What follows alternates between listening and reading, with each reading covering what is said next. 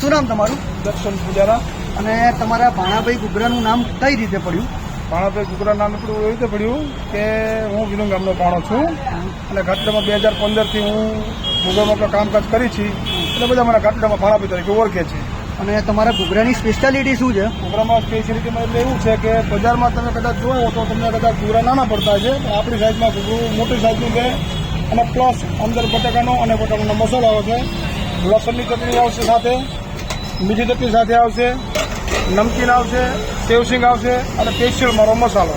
અને તમે ડિશમાં કેટલા નંગ આપો છો ઘૂઘરા? ડીશમાં હું 2 ડીશ આપું છું. શું ભાવ છે તમારો? 30 રૂપિયાના 2 છે. અને આના માટે ખાવા માટે ક્યાં આવવાનું? ખાવા માટે તમારે કેકનગરથી આવો તો પ્રભાત ચોક કહેવાય, કાળેકેવીનું બ્રિજથી આવો તો પ્રભાત ચોક કહેવાય અને રનાપાટથી આવો તો પ્રભાત ચોક જનતા આઈસ્ક્રીમ દુકાનનું નામ છે. ટાઈમિંગ શું છે? ટાઈમિંગ સવારે 11. એડ્રેસની વાત કરું મિત્રો, પ્રભાત ચોક, KK નગર, અમદાવાદ, શ્રી જનતા આઈસ્ક્રીમ. તો મિત્રો પહોંચી જ જજો. ભીડ તો તમે જોઈ જ શકો છો મિત્રો, લોકો ક્યાં ક્યાંથી ભાણાભાઈના ઘૂઘરા ખાવા માટે સ્પેશિયલી આવે છે. જો મિત્રો તમારે આ ઘૂઘરા ખાવા હોય તો આપણે એડ્રેસ પર પહોંચી જજો.